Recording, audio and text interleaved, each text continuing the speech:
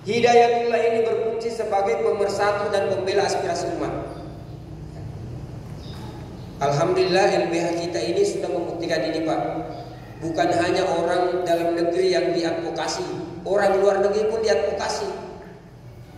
Meskipun kita ini kere, ya dilihat orang ya tidak mampu, tapi kita punya jiwa sosial yang tinggi, membantu orang yang juga tidak mampu, membantu orang yang kaya. Bayangkan kita membantu orang kaya Pak, yang mencari keadilan dibantu oleh LBH Hidayatullah. Ya.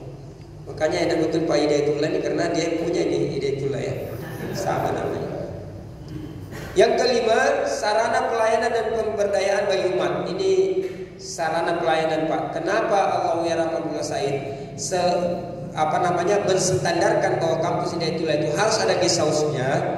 Karena dia kepingin siapapun nanti dari manapun dia tiba-tiba datang ke kampus kita, dia mendapatkan satu citra Islam, di mana citra Islam itu ternyata luar biasa penghargaannya terhadap yang namanya tamu. Ya.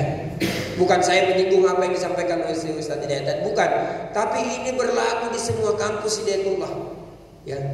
Makanya Ustaz Mandan itu kalau datang ke Gunung Tembak, dia cek memang itu kamar-kamar mandi di guest house itu Ustaz. Kalau dia lihat, wah ini airnya tak pernah diganti, sudah ditegur kita habis-habisan. Padahal airnya aja yang tak pernah diganti, yang sekitarnya bersih. Coba itu ya. Kenapa? Kita ingin menampilkan wajah Islam itu sesuatu yang indah gitu. Tanpa kita berkata-kata orang sudah paham, oh begini Islam ya. Tanpa kita banyak menjelaskan orang sudah paham, oh memang luar biasa berhidayatullah ini ya. Itu ikhwas kalian dimuliakan Allah Subhanahu wa taala. Ini visinya. Ini misinya, melahirkan kader-kader yang berkualitas. Membangun komunitas Islami.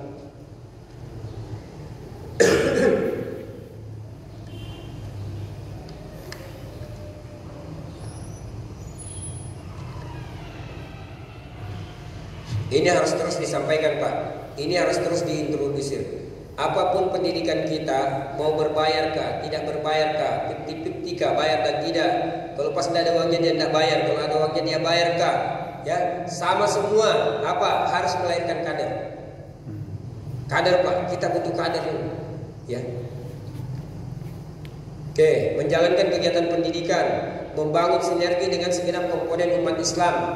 Ya, dalam gerakan amar ma'ruf nahi munkar. Apalagi berperan secara aktif dalam melaksanakan proses tajdid, pembaruan pemikiran di bidang pemikiran Islam.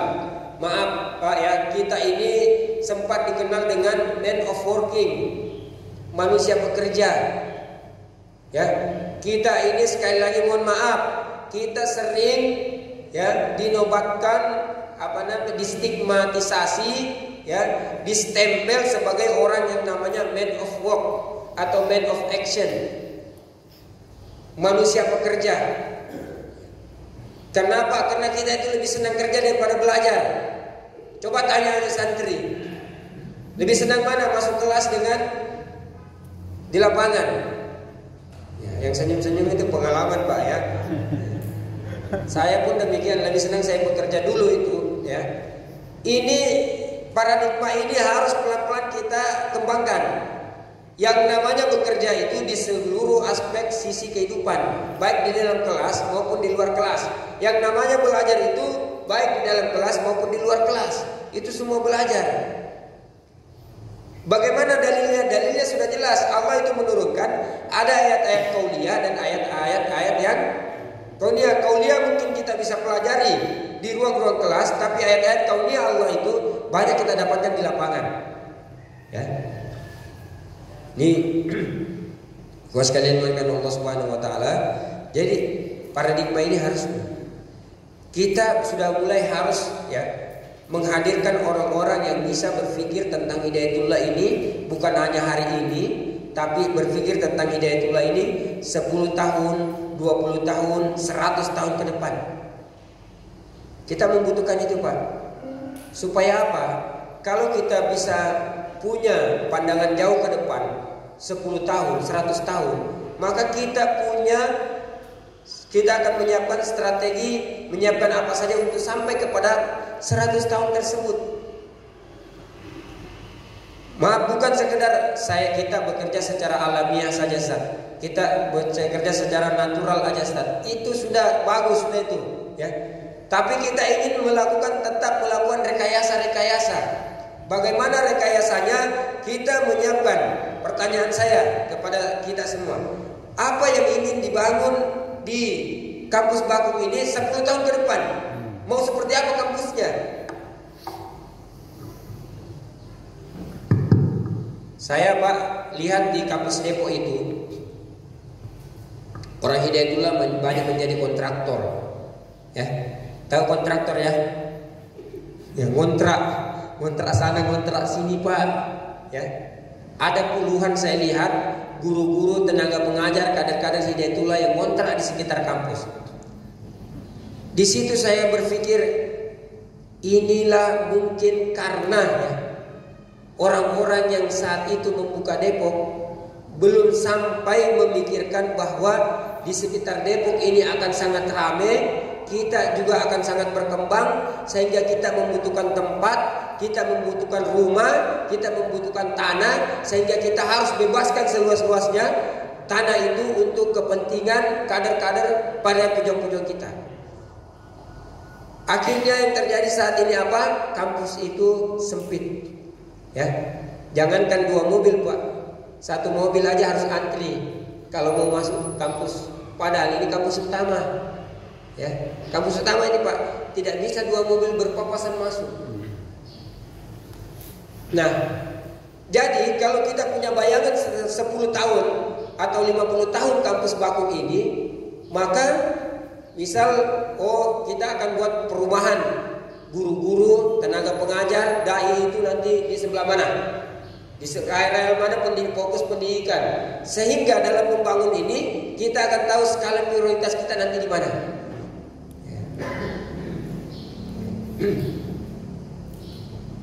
Ini belum masuk jati diri nih, Ustaz. Tapi anggaplah sudah bagian dari jati diri nih, Ustaz, ya. Saya khawatir ini kan berat-berat ini ya. Karena santri ini kalau dikasih materi jati diri kayaknya belum sampai, karena ini materi marhalah ustok, biasa aja jati diri, ya.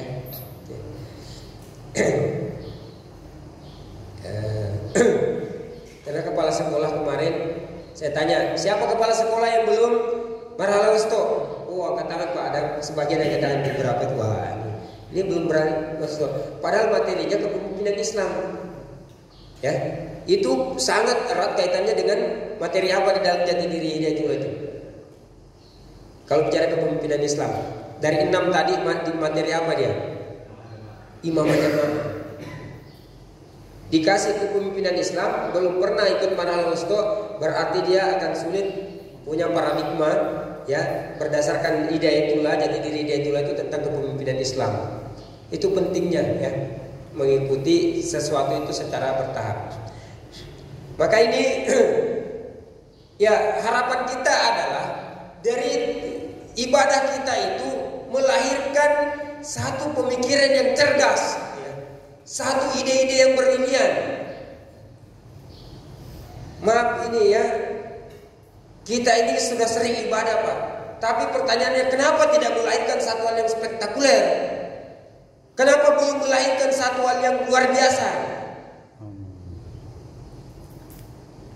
Kita nih, mohon maaf ya Pak, dibanding siapa yang itu pintar jebol-jebol data orang itu namanya Jorka. Ya itu Jorka itu saya yakin tidak pernah sholat jamaah seperti bukan tidak pernah sholat jamaah ya, mungkin sholat jamaahnya tidak seperti kita gitu. Baca Qurannya juga tidak sekencang kita mungkin, tapi kok dia bisa punya kemampuan menjebol yang begitu gitu. Ya Ustaz, memang bukan jurusan kami itu. Saya bukan masalah persoalan jurusan, ya. Oke, misal kita ambillah ya orang-orang yang hebat-hebat lah di Indonesia ini. Kalau kita lihat ibadahnya, mohon maaf, lebih bagus ibadah kita, ya. Bahkan orang sekelas, ya, ada tokoh di Indonesia itu yang sempat datang untuk acara Selaknas Hidayatullah 5 tahun yang lalu, itu menyampaikan kita ini sebagai politisi, jujurnya itu 75% aja. 25%-nya gimana? Ya itu harus abu-abu dibilang. Itu Pak, ya. Nah maksud saya, mungkin ibadah kita ini ya belum sejalan dengan visi yang mau kita bangun. Mungkin ibadah-ibadah yang kita lakukan ini belum connect gitu ya, belum connect dengan apa yang menjadi cita-cita dan keinginan kita. Ya. Sehingga ketika kita takbir itu takbirnya biasanya Allah Akbar, ngantuk lagi ya. Ngantuk. Akhirnya apa? Apa yang kamu itu Ustaz? Ya. Allah yarham Abdullah Said ketika memimpin rapat di pagi hari, ya. Rata-rata orang berat untuk berpendapat itu karena dia sadar dia tidak bangun tadi malam, ragu dan takut, khawatir berpendapat itu. Kenapa? Khawatir pendapatnya itu tidak dibingkai oleh apa yang dia dapatkan dari Allah Subhanahu wa taala. Ini nilai-nilai yang harus kita tumbuhkan. Sehingga ketika kita berdakwah itu nanti apa yang keluar dari lisan kita itu memang apa yang kita sudah komunikasikan, kita dapatkan dari Allah Subhanahu wa taala. Makanya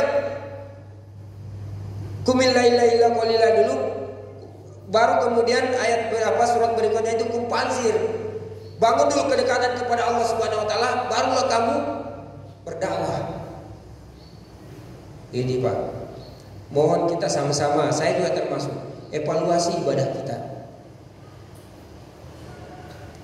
Atau memang Allah belum mau memberikan kita, membuka nikmat ini seluas-luasnya, tapi Allah kasih kita pelan-pelan Pak, sistematis, bertahap. Karena mungkin ada di antara kita, kalau langsung Allah buka itu kenikmatan, lupa diri dia tinggalkan ide itulah ya. Oh ada Pak, banyak itu ya, banyak juga yang begitu. Nah ini perlu untuk menjadi catatan bagi kita. Mungkin Allah itu sedang memberikan nikmatnya kepada kita itu perlahan-pelan karena khawatir mental kita belum siap. Maka Allah kasihnya sedikit-sedikit. Insyaallah.